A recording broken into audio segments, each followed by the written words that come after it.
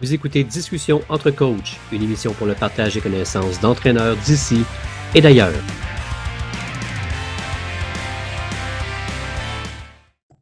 Tu nous parlais juste avant de parler des feedbacks que tu travaillais en sous-groupe souvent sur 2 terrains, passeuse attaquante, passeuse centrale. Euh, Peux-tu nous parler un petit peu comment tu travailles la connexion avec tes attaquantes et tes centrales? Connexion, bien sûr, avec la passeuse. Ouais, ben, on va, comme je dis, j'ai un setup qui me permet de faire ça, tu sais, comme quand on peut faire une demi-heure avec des groupes séparés sur un terrain, mettons, joueurs de centre avec des passeuses, puis joueurs d'aile, joueuses, peu importe, sur un autre terrain. Euh, Ça nous permet de faire un volume plus grand parce qu'on veut pas, on tombe à un passeur ou deux passeurs avec 3-4 athlètes, puis travailler les choses précises. Fait que tout ce qui est connexion de vitesse de balle de précision, mettons, surtout la relation avec un joueur de centre sur différentes passes qu'on peut avoir sur des passes, des passes plus rythmées au centre. Ça nous permet de faire un plus grand volume, puis vraiment de se parler, puis de se corriger entre nous autres. Puis oui, on parle beaucoup de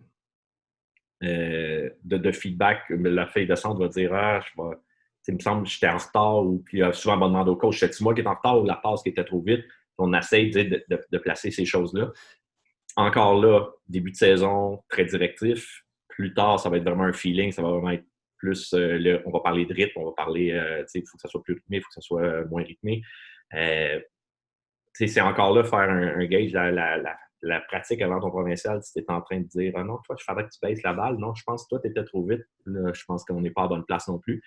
Mais ouais, on essaie vraiment d'avoir un, un dialogue des deux côtés, autant pour les attaquantes puis les passeurs. Je dis souvent dans mon gym, puis c'est tout le temps la faute du passeur. C'est comme notre prémisse.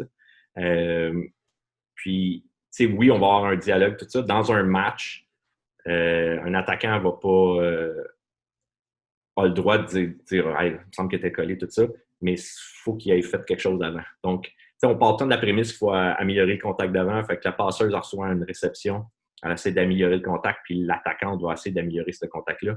Une attaquante qui donne des feedbacks à la passeuse si elle a fait une erreur, ça passe moins bien dans mon cas.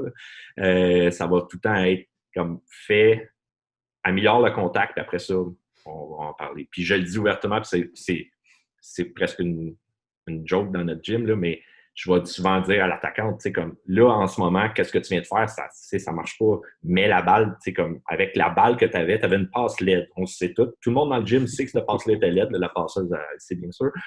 Puis je vais le dire fort devant tout le monde. Mais toi, ta job, c'est de la mettre en jeu. Tu sais, comme si tu mets la balle en jeu, après ça, moi, je vais m'occuper de la passeuse. J'adore ça, chialer après les passeuses. Ça met un petit peu. On le dit en blague, puis les passeurs sont comme ouais, c'est encore de ma faute. Mais on essaie de. Si tout le monde embarque là-dedans, on met le gros du stress sur la passeuse parce que ça va tout être de sa faute, mais même si.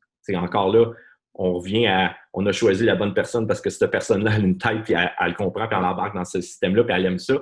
Fait que, ça enlève beaucoup, beaucoup, beaucoup de pression sur les attaquantes de faire leur job d'améliorer le contact, mais que moi, je vais m'occuper de que les passeurs aillent mieux après.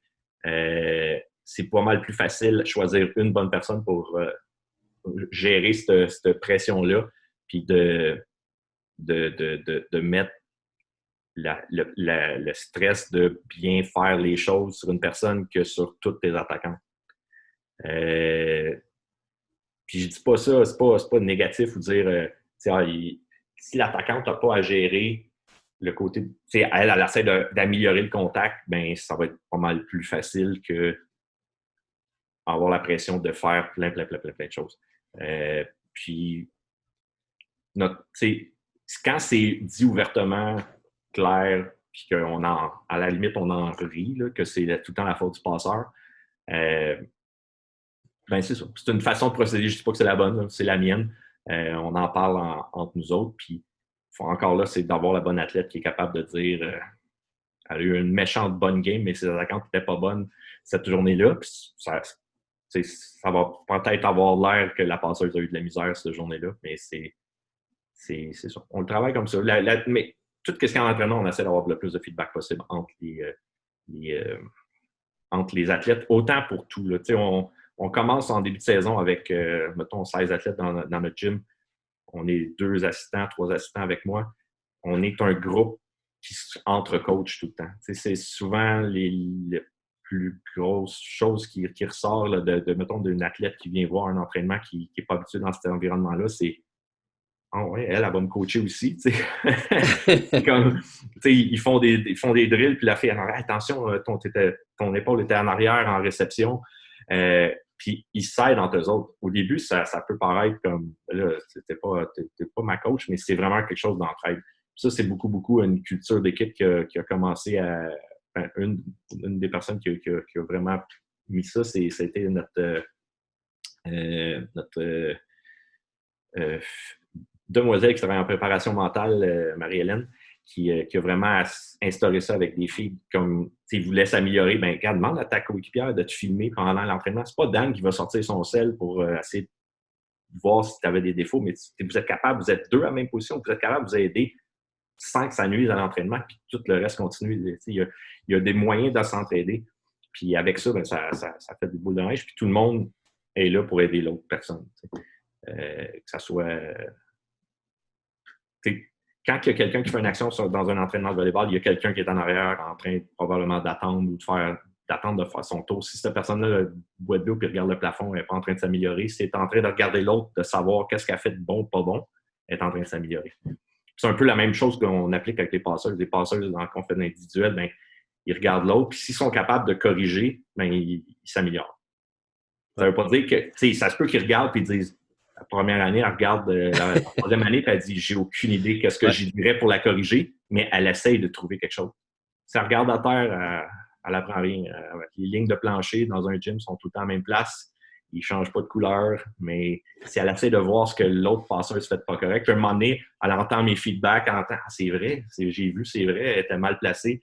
Puis là, après ça, c'est à son tour, mais avoir cette même réflexion-là avec elle aussi pour essayer de trouver un feeling, quelque chose qui cloche ou elle va être capable de s'auto-corriger à un moment donné. C'est comme ça qu'on peut progresser plus vite avec souvent moins de temps dans un gym. Ça vient encore probablement de moi qui essaie de maximiser mon temps en gymnase avec une petite école secondaire. J'aimerais ça qu'on parle maintenant de la prise de décision chez la passeuse, qui est un élément que tu nous as jasé la tête un petit peu. Toi, de ton côté, est-ce que tu travailles pour une situation de match, bien entendu, avec les blocs de l'autre côté, avec la meilleure attaquante? Comment tu fais ça, toi? Je vais. On va avoir des plans de match. Mettons que je parle collégial, là, on va avoir des plans de match sur qu'est-ce qu'on veut essayer de faire, qu'est-ce qu'on veut essayer de maximiser. On veut-tu tirer le filet, on veut aller dans des zones plus précises. Ça reste que malheureusement, au Québec, le bloc est à peu près le skills ou je vais arrêter de dire des anglicismes, mais l'habileté qui est le moins travaillé, qui est le moins coaché, qui est le moins bon. Il n'y a aucune. Ben, je parle dans ma ligue, puis je pense que je parlais au Québec. Il n'y a aucune bloqueuse qui est assez forte pour que je passe ailleurs. Ça va être plus notre attaquante qui va bien, ça va être plus qu'est-ce qu'on nous on veut faire qu'essayer d'éviter un bloc. S'il y a un athlète de l'autre côté qui ne dépasse pas le filet et qu'on veut exploiter cette zone-là, fine, mais l'inverse d'éviter un bloqueur, c'est très, très, très rare.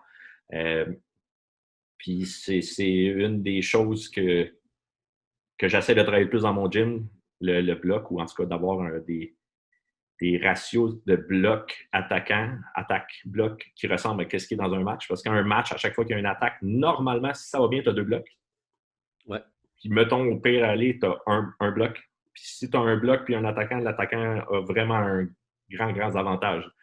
Donc, si dans ton gym, dans tes entraînements, à la fin de l'année, tu as pris tout le nombre de blocs qui s'est fait, puis tout le nombre d'attaques qui s'est fait, puis tu es à un ratio de 2 blocs pour un, mais je te donne une médaille parce que je ne suis pas capable de le faire. mais si on est capable de moins d'avoir comme prémisse un bloc, un attaque à chaque fois que tu t'entraînes, ben déjà là, ton bloc va être meilleur. Puis on a commencé ça dans notre équipe il y a une couple d'années. Puis probablement que j'ai eu des bonnes athlètes aussi au bloc, mais j'ai toujours eu des équipes qui étaient pas pires au bloc, contrairement à d'autres, parce qu'on mettait du temps. Ou juste de la répétition. Si on fait un drill d'attaque, pas de bloc, pour peu importe la raison qu'on veut travailler quelque chose, un feeling, quelque chose à l'attaque, ben, je vais m'arranger pour qu'on ait un drill de bloc où il n'y a peut-être pas d'attaquant, où on fait vraiment juste du bloc. Ça peut être des coachs qui frappent dans des mains juste pour avoir un feeling encore là. Mais on essaie tout le temps d'avoir un bloc, un attaque, 2 blocs, un attaque tout le temps d'entraînement. Puis là, je suis en train de divaguer de la passe. Mais... J'allais te dire, fait que sur la décision de la passeuse, tu la décision de la vraiment... passeuse, on y va avec notre meilleure attaquante tout le temps. Mais non, il y a tout le temps. Puis ça, ça va être directif en début de saison. Je vais dire, là, elle adapte ses stats, c'est comme elle marque toutes ses balles, elle n'en marque pas beaucoup. Pourquoi tu vas à elle? Puis à la fin de l'année ou plus tard, ça va être elle, il va falloir qu'il le trouve. Là. Je vais lui parler, Terracio, ça a-tu d'allure? Tu vas-tu à tes bonnes joueuses? Puis c'est à elle de le réfléchir et de l'appliquer. Puis jusqu'à, on se dit rien. Puis à la fin du match, on dit, ouais, j'ai pas assez utilisé elle dans tel moment. Puis on l'analyse par la suite. Je vais beaucoup parler de... j'ai parlé que la passeuse, la façon de jouer, elle construit sa maison, mais il faut qu'elle construise un match aussi. Fait qu'il y a des choses qu'il faut que tu fasses en début de set qui vont te permettre d'avoir toutes tes options en fin de set, que si tu ne les fais pas en début de set, tu ne pourras pas avoir grand-chose en fin de set. Puis ça, c'est plus dur pour des passeurs avec moins d'expérience. Ils ont l'impression qu'ils jouent beaucoup de centre, mais ils l'ont joué... dans une séquence, ça allait bien, puis ils l'ont pas joué pendant à peu près tout le reste du match. Ou, ah oui, j'ai joué plein. Oui, ça, c'était dans l'autre set d'avant. Là, c'est une nouvelle chose qu'il faut que tu construises. Fait que, il y a tout ça, mais ça, c'est encore là, c'est de très directif à eux autres le découvrent, puis eux autres le font plus selon chaque athlète, selon chaque passeur, selon leur niveau, selon le moment de la saison, puis tout. Mais je te dirais que on va tout le temps plus y aller sur faire attaquer ton attaquant que tu penses qu'il va aller chercher le point.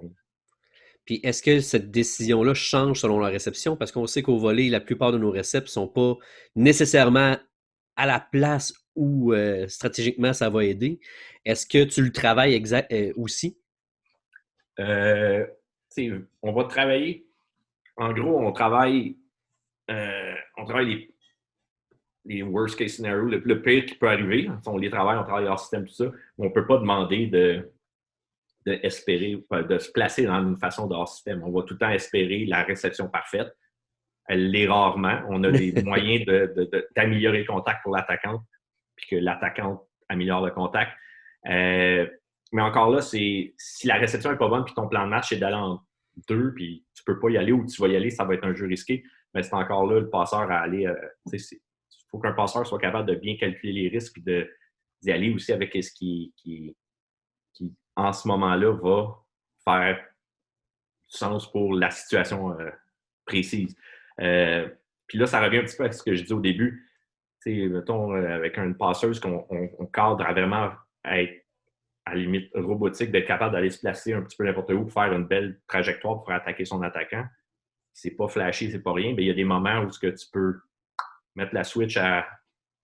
Je suis passeuse internationale, je chiffre des blocs, je joue avec les temps, tout ça. Puis il y a d'autres moments où c'est pas le moment de faire ça, c'est juste ça va pas bien, nos réceptionneurs ont de la misère, je vais juste revenir à secondaire 4 quand que mon coach disait d'aller se placer bien comme ça dans la balle puis lever une belle balle en 4 pour pouvoir contre-attaquer. Le temps que certaines parties du jeu se calment ou que s'améliorent, il faut juste être la passeuse soit capable, puis c'est de l'expérience de tomber dans cette zone-là. OK, là, ça va pas bien, je vais juste remettre mes attaquants en confiance ou soit juste attendre que la réception se place, je vais donner des balles peut-être moins vite, peut-être, mais la switch va être à précision plutôt qu'à tout le reste qui peut arriver. Si on essaye, puis souvent, c'est les défauts des passeurs, ils essayent de faire la même chose avec une mauvaise réception qu'une bonne réception. Ben, tu ne vas probablement pas améliorer le contact tant que ça.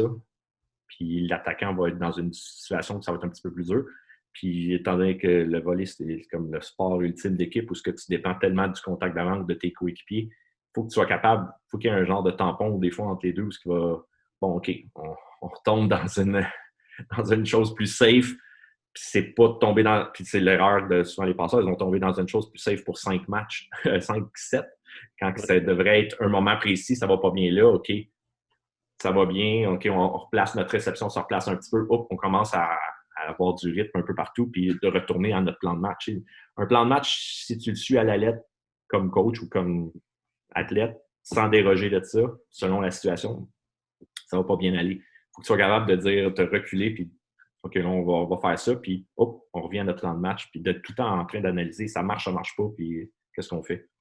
Je pense pas qu'on doit absolument garder notre prise de décision no matter what, selon si on n'a pas la bonne réception pour le faire ou on n'a pas les bonnes conditions gagnantes pour le faire. Puis ça revient encore à avoir la bonne personne qui peut faire ça. Ouais, c'est ce que j'allais dire. Fait que ta passeuse, tu le travailles avec elle ou tu lui laisses l'attitude en fin de saison, bien entendu, pour qu'elle comprenne par elle-même, OK, là, je suis dans une situation où ben, si je veux que mon attaquante frappe la balle, il faut que je calme le jeu ou vice-versa, c'est ça? Mm-hmm. Puis, pour donner des exemples, je parlais de Audrey Trottier qui est à McGill maintenant. Souvent, c'était ça. C'est quelqu'un qui est capable de jouer avec les temps de façon incroyable. Elle a des mains ultra puissantes puis elle est capable de vraiment accélérer toutes ça les balles. Elle faisait ces choses-là, puis dans des moments où ça allait moins bien en recette, tout ça, elle ne changeait pas à juste donner des précisions. Elle essayait encore de faire ça, puis là, les attaquantes avaient un petit peu plus de misère ou ça mettait encore plus de pression sur le réceptionneur. Elle avait de la misère à passer à ça jusqu'à. Puis faut que tu t'en rendes compte, il faut que tu le vives, faut que ça a pris un certain temps à être capable de OK, là, je vais juste aller, mais ça sortait dans le fond de sa zone de confort parce que c'est pas son genre de passer comme ça. Ça peut être la même chose pour n'importe quelle passeuse, mais à un moment donné, il faut que tu sois capable de revenir un pas en arrière, être juste placer ça, puis ça peut être pendant 2 points. Ça peut être pendant un court moment, puis après de repartir puis de rouvrir la machine. C'est du essai-erreur, c'est du cheminement, c'est malheureusement souvent du temps. Parce qu'il faut qu'ils vivent ces moments-là, il faut qu'ils le voient, il faut qu'ils le comprennent. C'est pour ça que c'est important les retours après les matchs. Dire, regarde, dans cette situation-là, tu as essayé de faire les mêmes choses. Puis là, souvent, ils s'en rendent compte quand ils vont le revoir, le match, ou qu'ils vont en reparler dans le moment présent. Dans un temps mort de 30 secondes, c'est dur aussi de passer toute cette information-là. Est-ce que, d'après toi, travailler, quand tu travailles avec tes passeuses, qu'est-ce que tu aimes travailler le plus vite? La vitesse de trajectoire de la balle ou la précision? Est-ce que tu choisis entre les deux, en fait? Non, je ne vais pas choisir entre les deux. Moi, je pense que c'est important de travailler les deux tout le temps. Puis, tu sais, la plupart, tantôt, tu me demandais des exercices, là. Je t'ai parlé de main, de vitesse, tout ça. Tu sais, ça va guider un peu mes exercices, mais mes exercices vont souvent être faits sur deux autres choses. Ça va être le temps. Moi, on parle beaucoup de temps, là, comme si on avait un chronomètre pour les passes, tout ça, ce qui inclut la vitesse, tout ça, puis la précision. Fait qu'il y a tout le temps, oui, il y a tous les éléments de la fondation que je parlais, d'avoir une bonne base, de bien se déplacer, les mains, puis tout ça, puis tout. Mais quand on va travailler dans des drills, on va travailler sur du temps ou la précision. La première chose qu'un passeur doit être capable de faire en tout temps, c'est d'avoir une passe précise. Si tu veux améliorer le contact d'avant puis faire attaquer des attaquantes, mais pas au détriment de la vitesse, comme que souvent on fait, ben, oh non, on ne va pas essayer ça parce qu'on fait trop d'erreurs, on va perdre. Puis encore là, faire de l'individuel, faire des différentes choses, faire construire une fondation pour une maison peut-être de 5000 pieds carrés, même si ta maison actuelle a peut-être 1000 pieds carrés, ben c'est ça aussi. Il ne faut pas que ta première fois que tu essaies de jouer une balle accélérée, c'est à l'université. Il faut que tout ça ne veut pas dire, c'est un petit peu ce que moi je disais tantôt avec Kim, Kim Robitaille, quand on lui interdisait. On lui interdisait. je lui suggérais fortement de ne pas faire certaines choses, mais c'était vraiment dans un but d'aller se consolider puis d'avoir une précision de base pour qu'après ça, tu peux après ça faire plein de choses. Toutes mes passeuses, encore là, je leur dis, choisir ton type de maison. Ça peut être passeuse qui est tout le temps en train de sauter. C'est une passeuse qui peut être tout le temps square, ça veut dire les épaules parallèles à où ce qu'elle passe. ou ça peut être une passeuse qui tourne tout le temps, qui est tout le temps en train de spinner sur un pied. Il y a des modes là-dedans et qu'est-ce que les passeuses faisaient il y a 5 ans ne font pas les mêmes choses. Tout est bon, puis oui, il y a un idéal de comment qu'on voudrait passer, mais c'est pas inné à chaque personne. Il faut vraiment qu'ils trouvent leur style. Ça ne veut pas dire qu'on ne peut pas le pratiquer. Tu sais, je ne veux pas donner des exemples précis tout le temps, mais une passeuse qui est tout le temps plus square parce qu'elle, ça fit mieux dans son style de passeuse, de morphologie, de fluidité de mouvement. Elle a une meilleure facilité à faire ça.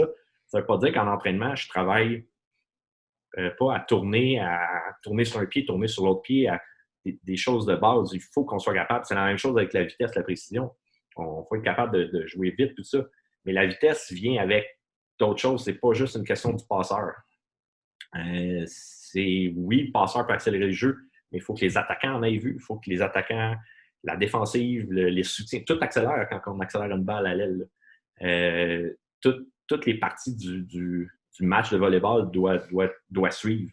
Puis, je trouve en tout cas, je pense qu'au Québec, on joue vraiment pas assez vite, mais c'est limité par, oui, peut-être des entraîneurs qui veulent être conservateurs gagner, mais encore là, ça peut être dans certains moments de match que ça va moins bien de ralentir tout puis faire ce qu'on a à faire, mais ça ne veut pas dire que ça devrait être ton but de juste jouer lent et gagner. Puis, tu sais, j'ai coaché au secondaire puis je faisais la même chose. Là. Je veux dire, je m'arrange pour faire moins d'erreurs que l'autre équipe. Ça reste comme un petit peu ça notre sport. Là. Mais je pense que c'est important d'enseigner tout ça puis de savoir quand mettre la switch on, quand pas la mettre, puis d'être capable oui, jouer plus vite. Ça prend tes éléments aussi, ça prend la bonne passeuse, ça prend les bonnes attaquantes, ça prend tout ça. Mais la vitesse, c'est comme un système de jeu. Je ne peux pas dire que c'est juste la passeuse. Il faut vraiment être capable de faire plein de choses. Puis, oui, au secondaire, on pourrait jouer plus vite, mais ça implique d'autres choses. La vitesse, à un moment donné, ça prend une base, ça prend une fondation de skills ou d'habilité de base pour que tout le monde soit capable de jouer plus vite. Puis si après ça, de prendre la décision, on va jouer plus vite, faire un petit peu plus d'erreurs, mais on va faire plus d'erreurs là, mais on va être meilleur dans 2-3 ans. Puis le meilleur exemple que j'ai, c'est à chaque fois qu'on va jouer contre des équipes américaines, les systèmes de jeu, les passes, tout est plus rapide dès le jeune âge. Je jouais avec Noël dernier avec mon équipe collégiale contre des équipes 16 ans aux États-Unis. Puis je voyais les équipes, mettons, 14-15 s'entraîner à côté. Ils ont sensiblement le même système de jeu. Ils essayent sensiblement de faire la même chose. Puis je parle pas juste de vitesse de passe, autant de déplacement, de qu'est-ce qu'ils vont faire, notre système défensif, le système offensif, très, très élaboré en très jeune âge. Puis on les bat parce qu'on fait moins d'erreurs qu'eux autres. Mais à chaque fois, je me dis, cette équipe de 16 ans-là, dans 1 an, ils vont me battre. Ouais, c'est ça. Dans 2 ans, ils vont me battre parce que c'était probablement le plus vite contre qui j'ai joué de toute ma saison. C'était une équipe 16 ans aux États-Unis. Fait que, tu sais, on joue pas assez vite, oui, mais tu sais, est-ce qu'on a les athlètes et la base et les fondamentaux ou la fondation pour jouer vite au Québec? T'sais, notre sport est très, très scolaire. C'est pas nécessairement les meilleurs qui s'entraînent ensemble ou les meilleurs qui sont ensemble. Donc, c'est commencer à mettre la switch à vraiment plus vite puis à un système de jeu avancé n'est pas tout le temps évident. Là, j'ai coaché Externa Sacré-Cœur. C'est une petite école. J'avais 2 équipes Benjamin, un tronc où on séparait en 3, 4, 5. Je peux pas dire que je faisais une sélection de 50 personnes puis je prenais les 10 meilleurs. Là. Il y en avait 10, je partais avec les 10. Fait que, il y en avait 2 là-dedans qui étaient là pour être avec leurs amis. Fait que, je pense pas que je peux essayer d'implanter un système avancé avec des athlètes comme ça, parce qu'il y en a qui sont juste pas là pour ça. Mais dans des clubs, dans des équipes ou des gros programmes scolaires où ils peuvent mettre les meilleurs potentiels, pas nécessairement les meilleurs athlètes, les meilleurs potentiels ensemble, ils peuvent commencer à accélérer un petit peu le rythme et mettre des systèmes de jeu avancés. Le temps qu'on perd en... Là, je dis vague, vraiment. Là. Mais le temps qu'on perd, mais on perd jamais de temps au volley en coachant, là, d'ailleurs. Là. C'est que le temps qu'on va prendre avec une secondaire 1-2 à lui montrer la tactique, qu'à ce moment-là, on pense que ça donne rien parce que ça ne va pas influencer victoire-défaite dans les 2 prochaines années. Mais ce temps-là qu'on met là, idéalement, il y a un autre coach qui n'aura pas ce temps-là à mettre dans 2-3 ans plus loin, puis qui va être capable de lui peut-être donner un autre point. De la technique qu'on ne fait pas assez jeune parce qu'on sacrifie, parce qu'on fait un petit peu plus de tactique ou de système de jeu, il va se reprendre. Si on regarde, moi, je coach cette équipe-là pendant 1 an, je ne veux pas prendre ce deal-là ou ce gamble-là, mais sur la carrière de l'athlète ou sur le développement d'un athlète, si on prend du temps là, il y a quelqu'un d'autre qui n'aura pas besoin de le prendre plus tard puis qui va être capable de faire de la technique que peut-être nous autres, on n'a pas fait. Il y a tout le temps moyen de s'améliorer techniquement, peu importe le niveau. Puis je pense qu'on est trop conservateur sur comment on monte de la tactique puis comment est-ce qu'on travaille la tactique en bas âge dans le système de jeu. Puis ça vient rentrer dans ce qu'on parlait de la vitesse tantôt. Si on leur montre des systèmes de jeu puis tout ce qui est un peu plus avancé, dont la passe un petit peu plus vite, plus jeune, ça ne veut pas dire d'arriver à ton premier match Benjamin puis de jouer rapide, mais ça veut dire qu'ils l'ont vu, puis ils l'ont appris, puis ils l'essayent, puis ils savent c'est quoi du volleyball de plus haut niveau. Après ça, tu peux choisir on va faire ça aujourd'hui, on va faire ça, on va essayer peut-être ce petit élément-là, puis graduellement l'implanter. Mais s'ils le voient tout le temps dans leur gym, ça va être facile. Puis ça revient un petit peu à ce que je disais de notre projet de Coupe de Montréal, c'est de mettre les meilleurs avec les meilleurs. C'est ce qu'on ne fait pas assez au Québec. Malheureusement, les meilleurs athlètes s'entraînent avec les meilleurs, contre les meilleurs. La première fois, c'est au collégial, division 1. Parce que le reste du temps, c'est beaucoup un sport scolaire. Fait que c'est ça. Écoute, j'aimerais ça qu'on va revenir un petit peu sur la passeuse. Oui, mais... s'il vous plaît. Ramène-moi à l'ordre. J'aimerais ça qu'on fasse un plan dans ta tête, en fait, puis que tu nous donnes par catégorie d'âge, parce qu'on marche de même au Québec, comme tu viens de dire. Malheureusement. Ouais. Ça serait quoi le plan idéal pour une passeuse dans son développement si on la part Benjamin, après ça, cadet, juvénile et même collégial? Fait qu'en Benjamin, les fondamentaux qu'elle devrait avoir appris, ce serait quoi? En Benjamin, je ne vais pas parler des mains, parce que ça, les mains, on peut les travailler tout le long collégial. J'ai des exemples de filles qui n'avaient pas des bonnes mains collégiales qui sont capables de faire les touches.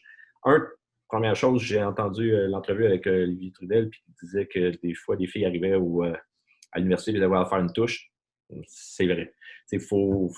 Moi, je dis ça, je parle de passeuses précises, mais tout le monde devrait être capable de faire des touches. C'est un geste technique qu'on ne travaille pas assez, encore une fois. Avec les passeuses, mettons, on commence Benjamin, là, je parle encore de fondation pour pouvoir construire qu'est-ce qu'on veut plus tard. Ça commence par jeu de pied, déplacement, vraiment être capable, si on est capable d'implanter ça tôt, on n'a pas besoin d'en reparler pendant bien beaucoup par la suite. Après ça, c'est tout ce qui est de base d'être orienté vers sa cible, aller chercher une précision, aller chercher une fluidité de mouvement. C'est sûr qu'en secondaire 2, ils sont peut-être pas capables de pousser la balle en 4 tout le temps de façon parfaite. Mais tout ce qui est déplacement orienté, additionner les forces dans son corps, c'est des choses qu'on peut faire à tous les âges. On n'a pas besoin de... Souvent, l'accent est mis sur la précision. Mets la balle là, puis il y a quelqu'un qui va être capable d'attaquer. Mais il y a une façon de faire pour mettre la balle là, puis c'est important au moins d'avoir les bons déplacements, d'être bien orienté, de travailler des choses qui vont aider une fluidité. Je suis fatigué avec mon fluidité de mouvement, mais additionner les forces dans son corps pour être capable de faire une trajectoire correcte. Oui, la précision est importante, mais pas au détriment de ne pas avoir un geste technique qui de base. Là, c'est dur pour moi de donner des points techniques exactement. On devrait avoir sortir avec le pied droit, le pied gauche en avant, puis premier pas, ça doit être le pied en tout cas, peu importe. Là, je ne veux pas rentrer là-dedans parce qu'il y a plein de façons. Puis au pire, je vais vous donner, on a commencé une petite plateforme là, parce que moi, je suis un coach très... pas très écrire. Je ne vais pas écrire un livre demain sur la formation du passeur. Là. C'est beaucoup plein de bouts, mais on a essayé de tout mettre ces choses-là ensemble, puis je donnerai les liens et tout après. Là. Mais c'est vraiment de commencer par la base de déplacement, d'essayer de cadrer un petit peu quelque chose, puis voir un petit peu de tout ce qui est fluidité de mouvement, puis d'additionner les forces pour pouvoir être capable de faire des choses de base, sans non plus dire, OK, tu t'orientes, faire ça à la cible, tu passes en 4, puis c'est tout. Dès un jeune âge, tu peux leur montrer des jeux de pied de right foot spin, de saut, de jump set.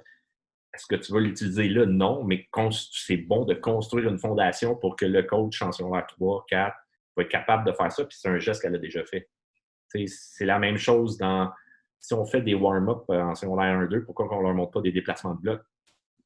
Ils ne bloquent pas, mais le déplacement, la fondation des jeux de pied vont être là pour quand ils vont faire du bloc plus tard. C'est un petit peu la même chose avec une passeuse. C'est important de faire un petit peu toute la base de jeu de pied, de voir des gestes techniques, être capable d'avoir un timing de sauter, faire une touche dans les airs, la faire au bon moment. Est-ce qu'elle va faire des jump sets en secondaire 1? Je ne pense pas.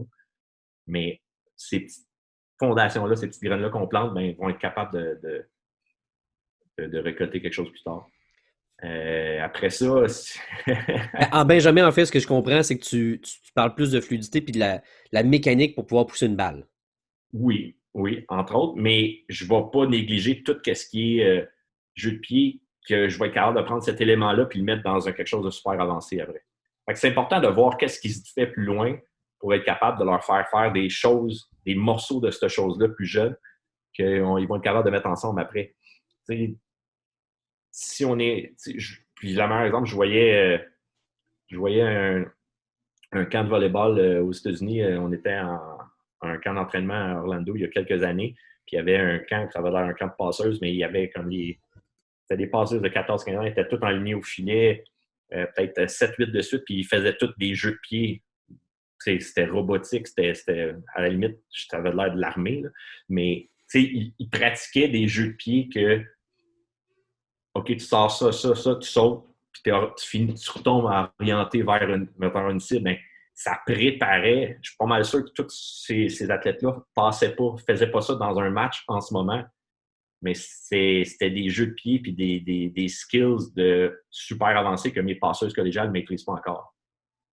Oui, mais c'était des jeux de pied, des drills, puis OK, c'est ça que ça ressemble. Ils lançaient les balles, ils faisaient un saut, puis ils faisaient une touche. La touche ne se rend pas en 4, en jump set, en secondaire 1, 2, 3 ou en 14-15 ans.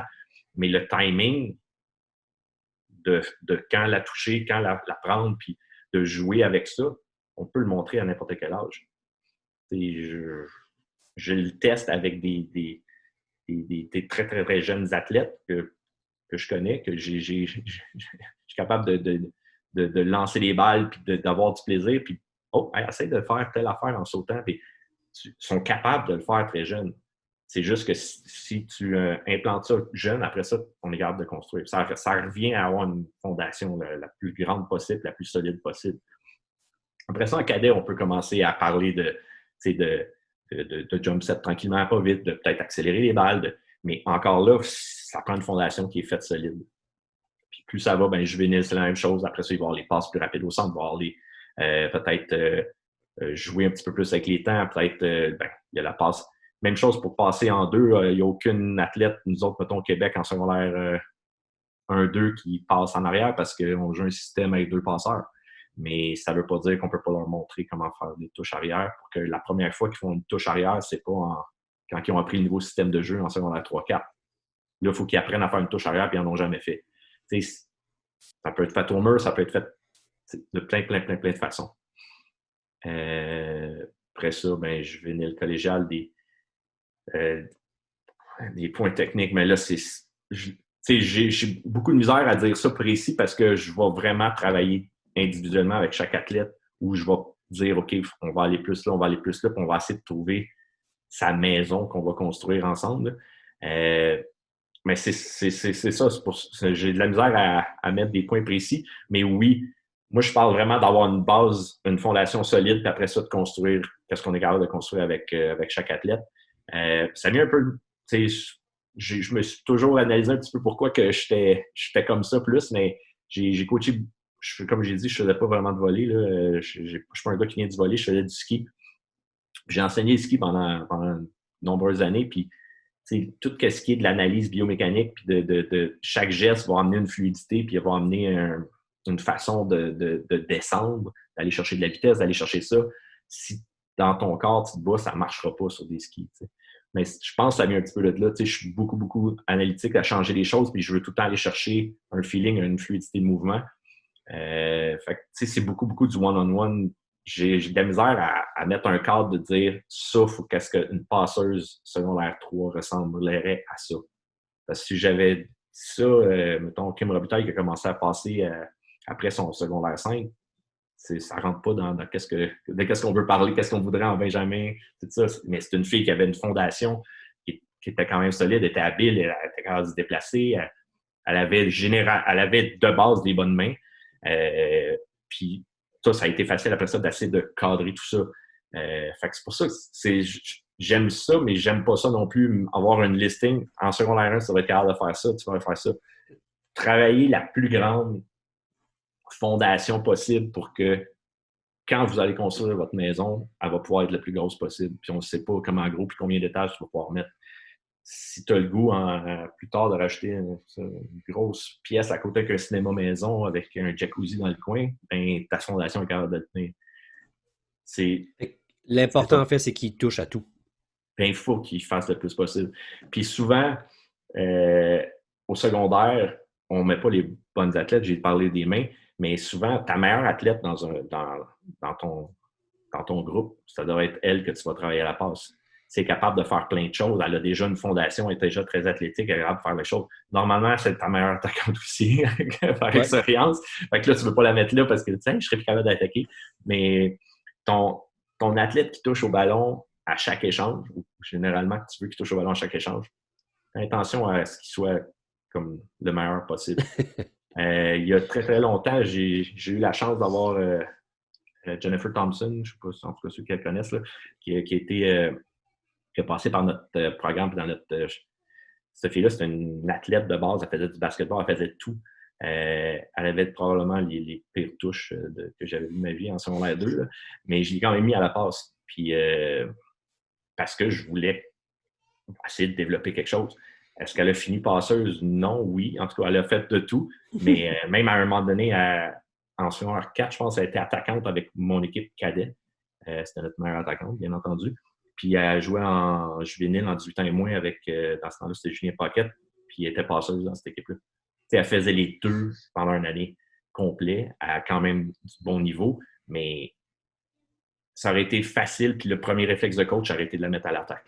Puis pas développer le côté de passeuse, mais c'est une athlète qui était naturellement, elle avait une fondation, des qualités athlétiques. Fait que c'est facile de construire quelque chose après ça, à partir de là. Mais c'est ça. On divague encore? Eh bien, écoute, un peu, mais la base, on la comprend en fait que ça prend une fondation qui est très solide. Mais c'est pour ça que, excuse-moi de t'interrompre, Il n'y a pas de problème. c'est dur de parler de points techniques dans quelque chose comme ça. Moi, j'aime ça être dans un gym puis montrer. Puis même à la limite, je vais jamais montrer vraiment la même chose à chaque athlète, mais je veux qu'il l'expérimente, je veux qu'il le sente, je veux qu'il essaye les choses. Oui, j'ai des modèles, des images de quoi que ça devrait ressembler. Puis la meilleure chose, c'est d'en voir des vidéos, tout ça pour les coachs. Je pense pas que moi, en ce moment, en train de vous dire que je priorise de mettre mon pied droit en avant ou d'être square avec la balle ou de tourner sur mon pied droit ou de sortir du filet avec le pied gauche. Oui, moi, il y a des affaires là-dedans qui sont un petit peu intransigeables quand je commence pour cadrer un passeur, mais j'ai pas la vérité absolue, puis je veux pas être en train de dire est-ce que tout le monde dans la province devrait sortir avec le pied gauche du filet. Même si je pense qu'on devrait sortir avec le pied gauche. C'est ça. Écoute, je veux terminer avec la question que je veux que ça soit en fait une question récurrente. Pourrais-tu en fait partager un ou deux livres, un ou deux podcasts, ou peu importe, quelque chose qui, pour toi, a eu un impact dans ton développement d'entraîneur? Encore là, comme j'ai dit, je ne suis pas le genre qui va écrire un livre et je ne suis pas le genre non plus qui lit beaucoup de livres. J'ai toujours été quelqu'un qui allait plus par observation. Là. J'ai commencé, comme je dis, je n'étais pas un gars de volley à la base, mais j'ai toujours joué. j'ai passé plus de temps à analyser et à regarder. Puis si j'ai un conseil à dire à des coachs là, qui sont peut-être plus comme moi, moins cérébral, c'est pas vrai que je suis pas cérébral, mais moins lecture, moins très théorique, c'est de s'asseoir devant des matchs, puis regarder les matchs, puis regarder. Quand j'ai commencé à jouer au beach, j'étais obsédé par le beach, j'adorais ça. Je passais des journées complètes écrasé sur le bord d'un terrain à regarder les matchs, puis à regarder Vincent Larrivée jouer pour savoir qu'est-ce qu'il faisait de bien. Puis j'ai appris ma cote-shot en regardant d'autres personnes faire des cote-shots. Mais puis quand je commençais à coacher, je coachais à l'Alexandre-Sacré-Cœur, j'étais dans une région où on avait, comme je disais, Libellule-Joliette puis le Collège Saint-Sacrement, mais je regardais ce que ces coachs-là faisaient. Il y avait Yvon Turgeon, il y avait Christian Boulanger qui faisait des choses, leur équipe avait du succès, j'essayais de voir c'est quoi, puis il y a des affaires j'étais d'accord, des affaires je n'étais pas d'accord, mais je prenais des petits morceaux de ce qu'ils faisaient, puis je disais, pourquoi qu'eux autres, ils défendent tous de la même façon? Mais là, je disais, ça veut dire qu'ils ont standardisé certaines choses. J'étais un jeune coach qui n'est pas du volley à la base. Là. Fait que, j'essayais des choses, je disais, je vais essayer de faire, comme au moins de standardiser ça. Moi, je pense pas que, ça marche, mais je vais l'essayer. Je l'essayais, ça marchait pas. Puis, trop souvent, c'est facile d'aller sur YouTube ou aller dans un livre, prendre 8 drills puis faire ces drills-là à ses athlètes. Puis on pense qu'on a coaché, mais c'est pas de faire des drills, c'est de voir qu'est-ce qu'on veut qu'ils exécutent, puis pourquoi, puis comment le changer, puis quel exercice je peux faire qui va les mettre dans une situation où ils vont être obligés de faire une chose. Oui, puis après ça, corriger techniquement des choses. Quelqu'un qui fait des répétitions va s'améliorer. On les met dans une situation, ils font 100 touches, mais ils vont être meilleurs qu'avant qu'ils en aient fait 100. Mais la façon qu'ils les font, qu'est-ce que tu leur fais faire, comment tu les corriges, qu'est-ce que tu leur fais, ben c'est toutes des choses qui vont être importantes. Fait que moi, j'ai pris ça beaucoup, beaucoup, beaucoup en analysant, puis en regardant du vidéo, en regardant les matchs, en analysant des choses comme ça. Fait que, il y a pas, je veux pas dire, va lire ce livre-là, ça va changer ta vie. Ou probablement que je ne l'ai pas lu, là. Mais ou va regarder ce drill, va regarder ce site-là, il y a tous les drills possibles. Puis tu vas pouvoir prendre ces drills-là, puis tu vas les mettre dans ton gym. Je pense que c'est important de construire les drills, puis la façon que tu vas le coacher. Souvent, je fais le même drill, mais je vais coacher 5 affaires différentes selon le moment de l'année ou tout ça, selon le drill qu'on a fait. Mais je n'ai pas un inventaire de 150 drills pour être créatif. Des fois, je devrais l'être plus. Là. Sûrement que si j'avais mes athlètes en ce moment qui pourraient écrire des commentaires, ils me diraient que c'est vrai que je fais tout le temps le même drill. Mais le but, c'est de qu'est-ce qu'on veut changer, qu'est-ce qu'on veut améliorer, qu'est-ce qu'on veut leur faire, quel mouvement qu'on veut peaufiner, qu'est-ce qu'on veut leur apprendre. Puis à partir de là, ben, trouver le drill qui peut les faire, mais surtout les commentaires et les exigences ou les restrictions que tu peux leur donner. Fait après ça, comme je dis, si j'ai des conseils à donner, voir, regarder, analyser, essayer des choses dans son gym, se planter, ça marche. Quand tu essaies des choses, ça ne marche pas, puis tu es assez capable d'analyse de toi-même, de ne pas refaire les mêmes choses que tu fais des erreurs. Je pense que je te le comptais, là, mais ma première année que je coachais, j'ai essayé de montrer un système passeur pénétrant à une gang de secondaire 1-2 avant le premier tournoi du mois d'octobre. Ça n'a pas été l'affaire la plus brillante que j'ai faite de ma vie, mais je l'ai fait, ça a marché à moitié. Ces athlètes-là, il y avait de la misère à faire d'autres choses. En tout cas, ça c'est pas, mais j'ai essayé des choses. Après ça, j'ai regardé ce que d'autres faisaient. J'ai dit, bon, OK, on va y aller par étapes. Mais c'est important d'essayer puis de continuer d'essayer tout le temps puis d'aller chercher des connaissances partout. Ça peut être lire un livre, ça peut être écouter un podcast. Je pense que c'est Art of Coaching. Ils ont des conférences à pu finir. C'est vraiment, vraiment intéressant. J'en écoute plein. Puis je vais prendre de ça. Je vais dire, ça, c'est bon. Ça, c'est moins bon. Puis il faut continuer à juste à regarder et à apprendre des choses. Pour ça, j'ai de la misère à dire une chose précise encore. C'est pas mal, ça résume pas mal toute mon entrevue aujourd'hui. Je suis pas capable de dire une chose précise. Mais pour donner l'analogie de construire sa maison là, pour les passeurs, mais un coach, on est tout le temps on a une maison qui est tout le temps en construction puis tout le temps en rénovation. On est tout le temps devrait tout être en train d'essayer de changer quelque chose, d'essayer quelque chose de nouveau. Tout ça. J'étais allé au symposium l'année passée à Volleyball Canada, puis j'ai des affaires là-dedans que j'étais comme, je suis pas d'accord, mais je vais l'essayer. Ou je vais essayer des affaires où il faut que tu testes et que tu veuilles tout le temps. Si ta maison est pareille depuis 10 ans, tu es en train de préparer ta retraite. Tu vas vivre dans une petite maison de campagne qui ne changera pas, puis tu vas probablement arrêter de coacher ou peut-être que ce serait mieux que tu arrêtes de coacher. Écoute, un grand merci, Danick, Ça me fait pour toute plaisir. cette... J'espère que j'ai pas trop divagué ou que j'ai pas trop passé. Ben, sûrement, c'est pas mal ça. Mais pour tout ce qui est. Ouais, c'est sûr, avant qu'on quitte. Pour revenir à des choses de livres, pour tout ce qui est passeur, tout ça, comme je dis, j'ai fait beaucoup de travail avec plein de passeurs depuis les dernières années. Puis, comme vous semblez voir, c'est pas quelque chose qui est théorique avec un point 1.1, point 1, point 2 à tout à faire. Mais c'est une collection de plein de choses, puis de drills, puis de choses qu'on fait.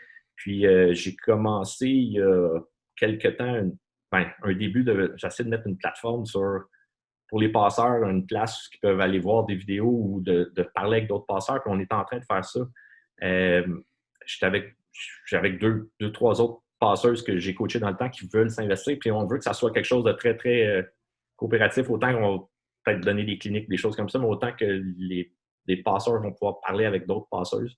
On a genre Kim Robitaille, on a Charlotte qui a travaillé avec moi cette année. On veut essayer que ça soit un peu plus de mentorat et des choses comme ça, puis que des passeurs puissent parler avec des passeurs et même plus. On est en train de mettre ce genre de bébite-là sur place. Là, ça s'appelle All Setter, là, mais c'est une genre d'académie de passeurs qu'on va essayer de faire. Puis, bien des choses qu'on va faire ou qu'on fait, on va essayer de les mettre là-dessus. J'ai des vieux vidéos que je faisais il y a 15 ans que j'ai mis là-dessus pour que le monde puisse regarder. Puis je vais avoir des nouvelles choses. Puis ça va être surtout une plateforme ou une place que les passeurs vont pouvoir être échangés entre eux autres. Puis à la limite, parler à une passeuse qui a passé par là avant toi puis qui est capable de dire hey, ça, c'est ça, ça ressemble à ça, ça ressemble à ça.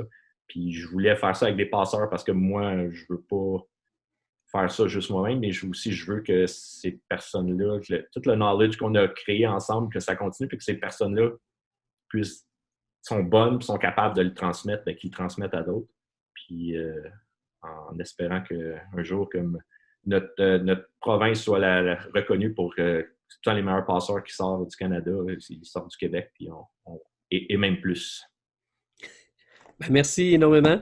Ça me fait plaisir, André, puis continue à faire ça. C'est le genre de choses qui va changer un petit peu le monde du volley tranquillement, puis qui va permettre à plein de monde d'échanger puis de jaser entre eux autres. En fait, c'est grâce à vous qui acceptez de venir, fait que je vous remercie beaucoup, beaucoup, beaucoup. Bonne fin de journée. Merci. Puis on se reparle prochainement. Ouais, merci. Salut.